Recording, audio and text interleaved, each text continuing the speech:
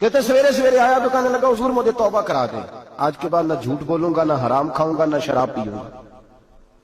تو کہتے ہیں جتنے لوگ بیٹھے تھے کان کھڑے ہو گئے، کہا تجھے کیا ہوا؟ کہنے لگا 11-12 سال کا نوجوان آیا مجھے توبہ کرا گیا، چڑھتی جوانی، 11-12 سال 14-15 سال کا بچہ مجھے توبہ کرا گیا۔ تو کہتے ہیں ہم محب حیرت ہوئے کہ اتنا سا بچہ؟ تو کہتے ہیں کسی نیک باپ کا بیٹا تھا، کسی پرہیزگار ماں کا بیٹا تھا، گھر میں تربیت ہوئی۔ اتنے بچے تو خانقاہ بھی نہیں جاتے، اتنے سے بچے تھوڑی کسی ادارے کے فارغ التحصیل ہوتے ہیں، کس مدرسے سے پڑھے ہوتے ہیں؟ کہتے ہیں چھوٹی سی عمر۔ تو کہا جناب آپ کو کیسے ملا؟ تو وہ شخص کہنے لگا حضور کل میں گیا بازار، میں نے بغداد کے چوک سے 10 کلو مچھلی بھی خرید لی اور کچھ اور ضرورت کی چیزیں بھی، مہمان آنے تھے، وہ سارا کچھ خرید کے میں جب نکلا تو سامان زیادہ ہو گیا۔ چوک میں مزدور بیٹھے ہوتے تھے، میں نے کہا بھئی میرے ساتھ فلاں محلے تک سامان پہنچانا ہے۔ وہ بچہ کہنے لگا چچا اگر میں چلوں تو، میں نے اس کو ایڈریس وغیرہ بتلایا تو 3 دینار مزدوری طے ہو گئی سامان گھر پہنچانے کی۔ کہتے میرے ساتھ وہ نکلا اور جب رستہ طے کرنے لگا تو رستے میں گرمی بڑی سخت تھی، ظہر کا وقت تھا، ذرا ہم نے چند قدم اٹھائے، 2-4 گلیاں گزرے تھے کہ اذان ظہر کی آواز آنے لگی۔ تو کہتے ہیں بڑی منت کے انداز میں، بڑی گزارش کے انداز میں میری طرف دیکھا، عمر چھوٹی سی ہے، کہنے لگا چچا اگر اجازت مل جائے تو میں ظہر کی نماز پڑھ لوں۔ کہتے ہیں میں ایک جگہ پھٹے پہ بیٹھ گیا اور گپے کرنے لگا، سامان وہاں رکھا، میں نے کہا پڑھ لے نماز۔ کہتے ہیں بچہ نماز پڑھنے چلا گیا، باقی لوگ دیر سے آئے، وہ نماز پڑھ کے جلدی آ گیا۔ میں نے کہا بیٹے تو جلدی آ گیا ہے؟ کہنے لگا اس لیے جلدی آیا ہوں کہ آپ یہ نہ سمجھے یہ کام چور ہے، میں نے نفل چھوڑ دیے ہیں، فارغ ہو کے پڑھ لوں گا۔ کہتے ہیں سامان اٹھایا، رستے میں گرمی شدت کی تھی، اس کا پسینہ بہنے لگا، میں آگے بڑھا، میں نے کہا بیٹے سامان تھوڑی دیر کے لیے مجھے دے دو، گرمی زیادہ ہے۔ کہنے لگا چچا کسی کا تربیت یافتہ ہوں، کسی نے ٹریننگ دی ہے، کہا ماں باپ نے کہا تھا حرام لقمہ گھر نہ لانا، کہا بات کیا ہوئی؟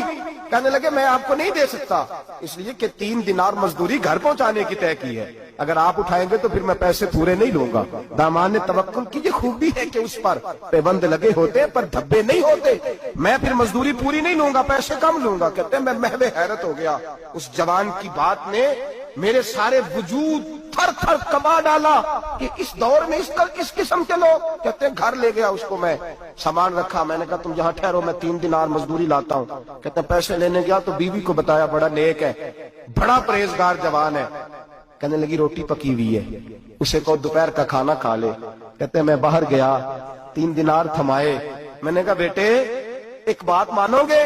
تو کہتے ہیں 3 دینار دے کے کہنے لگا اب تو آپ مالک ہو گئے، میں نے نمک کھا لیا ہے، اب تو ہر بات مانوں گا، اصلہ نال جو نیکی کریے نسلہ تاک نہیں بھول دے، میں اب ہر بات مانوں گا۔ تو میں نے کہا دوپہر کا کھانا کھا لو۔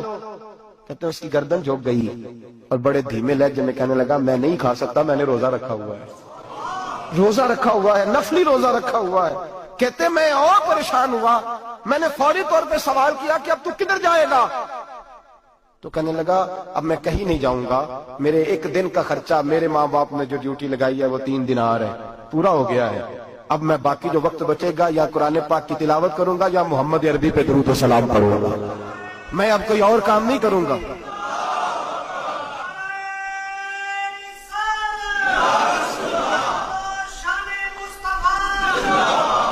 شخص کہنے لگا کہ میں نے کہا افطاری کر لینا، کہنے لگا مجھے مسجد بتا دو، میں جا کے اللہ اللہ کرتا ہوں، مجھے شام کو لے آنا۔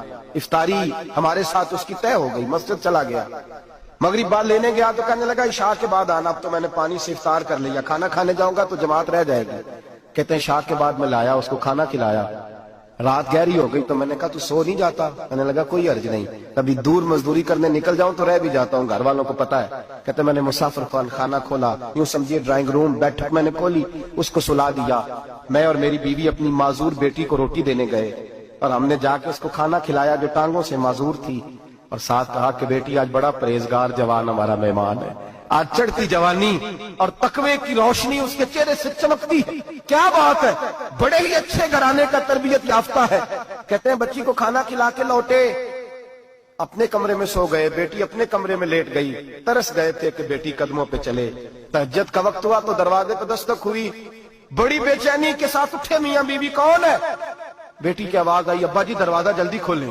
کہتے ہیں کلیجے پھٹنے لگے، ذہن بکھرنے لگے، سوچے ہیں کہ وہ 2-1 منٹ ہمارے اوپر پہاڑ بننے لگے، دروازہ کھولا تو وہ بیٹی جس کے لیے ترس گئے تھے کبھی چلے گی، وہ اپنی ٹانگوں پہ کھڑی ہے، کبھی دوڑ کے ادھر جاتی، کبھی دوڑ کے ادھر آتی، बेटियां परेशानी का फोन कर दे तो फिर भी आंसू निकल आते हैं, और बेटी घर में खुशी आ जाए तो फिर भी माँ बाप रो के ही शुक्र अदा करते हैं। इनके लिए रोते ही रहते हैं, कहते मैं तड़प गया। बीवी भी रोने लगी, बेटे ये क्या हुआ? हम तो मायूस होने लगे थे माज़अल्लाह कि अब तू ठीक नहीं होगी, क्या हुआ? कहने लगे अब्बा जी अम्मा जी आपने बताया ना नेक जवान आया है, नेक आया है, तो मैं आप चले गए तो मेरे दिल में ख्याल आया, ए अल्लाह अगर वो वाकई नेक है तो उसके सदके मुझे शिफाई अता फरमा दे। या अय्युहल्लज़ीना आमनू इत्तक़ुल्लाह वब्तगू इलैहिल वसीला, ऐ अल्लाह सेहत ही दे दे।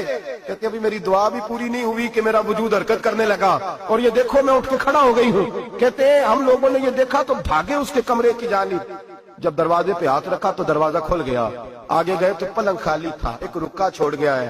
कहने लगा मुझे पता है मेरी हकीकत खुल गई है, मैंने ये करामत कोई कंपनी की मशहूरी के लिए नहीं दिखाई कि लोग मेरे पीछे भागने लगे, मुरीद होने लगे, तवाफ करने लगे, मैं तो अल्लाह का बंदा हूँ। अगर तुम्हें मुझसे जरा भी प्यार हो गया है तो फिर मेरे पीछे ना भागना, अल्लाह की बारगाह में झुक जाना, फिर गुनाहों से तौबा कर लेना।